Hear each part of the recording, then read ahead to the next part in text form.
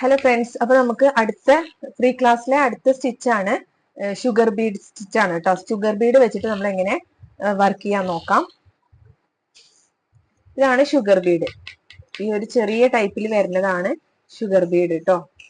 ഇതിന് പല സൈസിൽ വരും, പക്ഷെ ഈ വളരെ ചെറുതായിട്ടുള്ളതാണ് ഷുഗർ ബീഡ് എന്ന് പറയാം കേട്ടോ. ഓക്കെ, ഇത് വെച്ചിട്ടാണ് നമ്മൾ ഇന്നത്തെ വർക്ക്. ഇത് പല കളറിലും നമുക്ക് കിട്ടും. ഓക്കെ, അപ്പൊ ഞാൻ ആദ്യം ഇവിടെ ഒരു ലൈൻ വരച്ചിട്ടുണ്ട്. ആ ലൈനിൽ നമ്മൾ എങ്ങനെ ചെയ്യാൻ നോക്കാം. കുത്തി കൊടുത്തു. അതിനുശേഷം നമ്മൾ ഈ ത്രെഡ്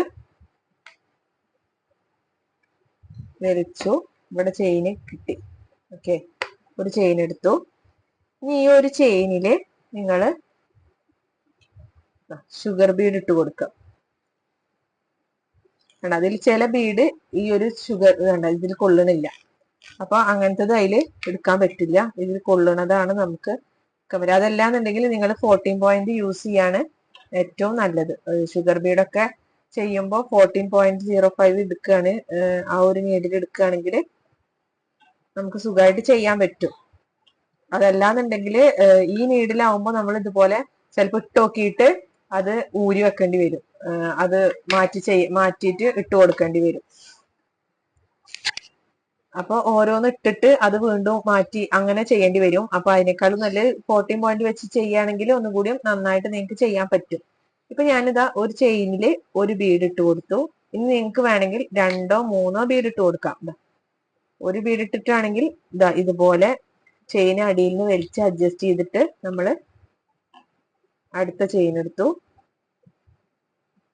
നമ്മൾ ഈ ഒരു വിരൽ കൊണ്ട് നമ്മൾ ഇതിങ്ങനെ ഒന്ന് പ്രസ് ചെയ്ത് കൊടുത്താല് ആ ഒരു ചെയിനിന്റെ ഉള്ളിലേക്ക്, എന്നിട്ട് നമ്മൾ ഈ ഒരു അടിയിലത്തെ ചെയിൻ വലിച്ച് അഡ്ജസ്റ്റ് ചെയ്യാം.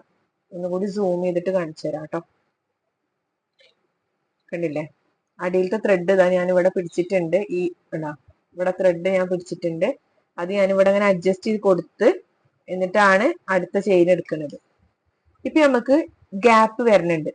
അത് നമ്മള് ഗ്യാപ്പ് വരാതെ ചെയ്യണത് എങ്ങനെയെന്ന് കൂടി പറഞ്ഞുതരാം. ഇപ്പൊ ഇതുപോലെ ചെയ്യുമ്പോൾ നമുക്ക് ഗ്യാപ്പ് വരും.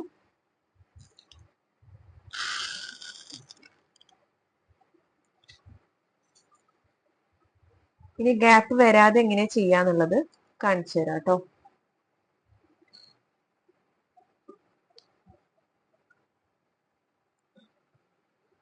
ഇപ്പൊ ഞാനിതാ 2 ബീഡ് ഇട്ട് കൊടുത്തു. അതിനുശേഷം നല്ലോണം ഈ ഒരു ബീഡിന്റെ അടുത്തേക്ക്, ആ ഒരു ബീഡിന്റെ അടുത്തേക്ക് തന്നെ കുത്തി കൊടുക്കുക.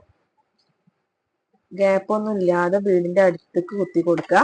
അതിനുശേഷം വീണ്ടും അടുത്ത ഒരു 3 എണ്ണം, 3ൽ കൂടുതൽ നിങ്ങൾ ബീഡ് ഇട്ട് കൊടുക്കരുത് കേട്ടോ. അങ്ങനെ ഇട്ടിട്ടുണ്ടെങ്കിൽ ഇങ്ങനെ ലൂസായിട്ട് നിൽക്കും. അപ്പൊ 3 ബീഡാണ് മിനിമം ഒരു ചെയിനിൽ ഇടാൻ പറ്റുള്ളൂ. നന്നായിട്ട് അഡ്ജസ്റ്റ് ചെയ്തതിന് ശേഷം നന്നായിട്ട് വലിച്ച് നമ്മൾ ഈ ഒരു ബീഡിന്റെ തൊട്ടടുത്തേക്ക് കണ്ടാ, ഈ ഒരു ഇത് ലൂസ് ആവരുത്. നമ്മുടെ ഈ ഒരു നീഡിൽ ലൂസ് ആവാത്ത രീതിയിൽ തൊട്ടടുത്തേക്ക് തന്നെ കുത്തിയിട്ട് വേണം നമ്മൾ അടുത്ത ത്രെഡ് വലിച്ചെടുക്കാൻ. ഇപ്പൊ ഇത് കണ്ട ഗ്യാപ്പ് ഇല്ലാതെ ഈ ഒരു ഇത് വന്നിട്ടുള്ളത്. അപ്പൊ അതുപോലെയാണ് ഗ്യാപ്പ് ഇല്ലാതെ വരുമ്പോ. മറ്റത് നമ്മൾ അടിയിൽ നിന്ന് നല്ലോണം വലിച്ചിട്ട് അഡ്ജസ്റ്റ് ചെയ്യണില്ല, കുറച്ച് വലിച്ചിട്ടേ അഡ്ജസ്റ്റ് ചെയ്യുന്നുള്ളൂ. അതുകൊണ്ടാണ് ആ ഗ്യാപ്പ് വരുന്നത്. ഇപ്പൊ 3 എണ്ണം ഇട്ടു. അതിനുശേഷം നല്ലോണം വലിച്ച് അഡ്ജസ്റ്റ് ചെയ്താല് നമുക്ക് ആ ഒരു ഗ്യാപ്പ് ഒഴിവാക്കാൻ പറ്റും.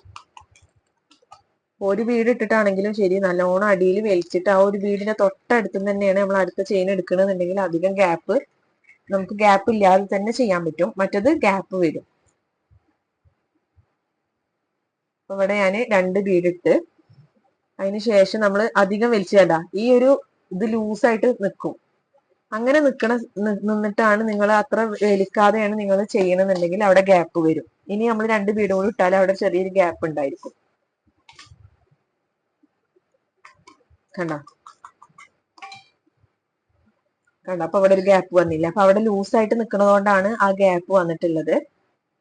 അതല്ലാതെ നമ്മൾ അടുപ്പിച്ചിട്ട് ഇപ്പൊ 3 ബീഡ് ഇട്ടു. അതിനുശേഷം നല്ലോണം വലിച്ച് കണ്ട ഈ ഒരു ത്രെഡ് ലൂസായിട്ടല്ല നിൽക്കണം. ഈ